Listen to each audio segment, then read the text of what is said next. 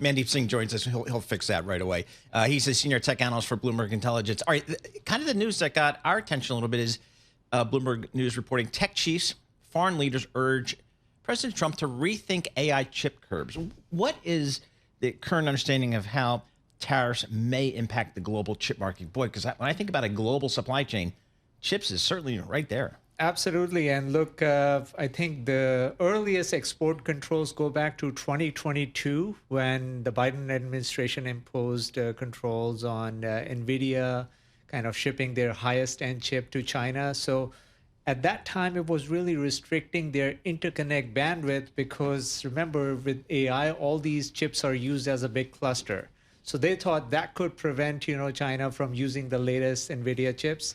That didn't suffice. So then they added kind of a new form of restriction, and then the diffusion rule came into play, which was almost 168-page rule around like how NVIDIA is supposed to ship their latest and greatest chips to three different sets of allies in terms of, countries that have unrestricted access versus the ones where China could use them as a proxy to get access to the chips. So there were different sort of clauses in terms of restricting the access to those chips. But at this point, given we keep hearing about Chinese LLMs, Ant Group being the latest one, releasing their own LLM at low cost, it just goes to show that even with all the restrictions, it hasn't really impeded their progress in any way. And they're able to, build on whatever they have available. So to that point, do chip companies then are like, hey, just let us get a piece of the pie that's already going to build no matter what? Or are they really losing revenue from this? Yeah, so there are two sides to it. One is if you ask an LLM company like OpenAI, Sam Altman has said, had it not been the export controls, they would be more undersupplied. Remember, this market has been undersupplied for a very long time. Everyone wants more GPUs that they don't have access to. If the export controls were not in place, these companies would be even more undersupplied. But the other side is NVIDIA is saying, I'm losing revenue because I have got 20% revenue exposure to China. It's getting lower and lower to the point that it will be less than 10% now. And I'm losing potential revenue that I could get by selling my chips. So there are both sides to it. But I think the fact that this market is undersupplied means that NVIDIA does have somebody to buy their chips, and they continue to command premium pricing for that.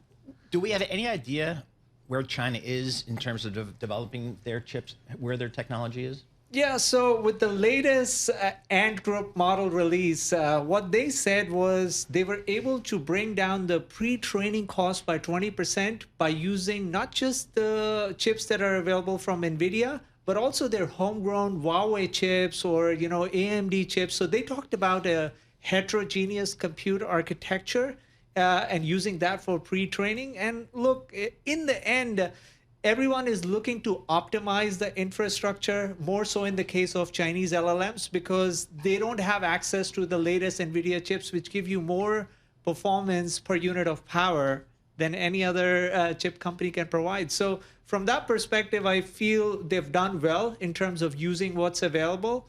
But clearly, I think the US-based LLM companies have an advantage given they have the best performing chips and they can train their models much better. They can use it for reasoning. So it is an advantage at the end of the day. That's why I was asking for Ant and DeepSeek, et cetera. Like, are they accurate in the same way that LLM models in the US are accurate? No, right. I think so the OpenAI models are way better when it comes to the reasoning capabilities and really the multimodal capabilities that everyone cares about. At the end of the day, the use case for AI is not just a text-based prompt response.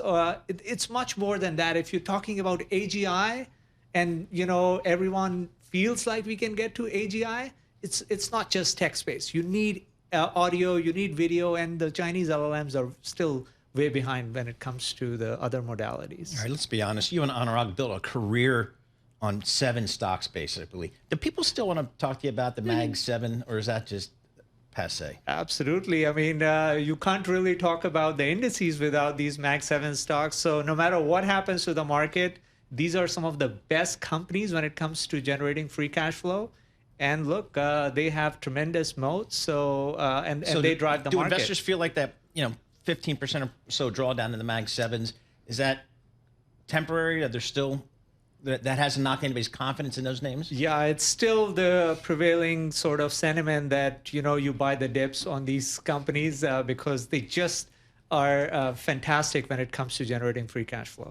Well, what I keep hearing a little bit, though, too, is that where these things are built, like the data centers and how you power them, that's now kind of up for grabs. Like, we know that they're going to work, obviously, in, like, Virginia, but are they really going to work in Texas? And are they really going to work in, like, North Dakota? And are they really going to work with all this energy? So it's like how you get it done feels like a question, but that shouldn't affect the actual CapEx spend or the demand. That's just sort of the back end part. Anyway. Yeah, that's the first and second derivative play that everyone keeps talking about. Yeah, and that seems to be where the question marks are. Mandeep, always a pleasure. Mandeep Singh, Bloomberg Intelligence,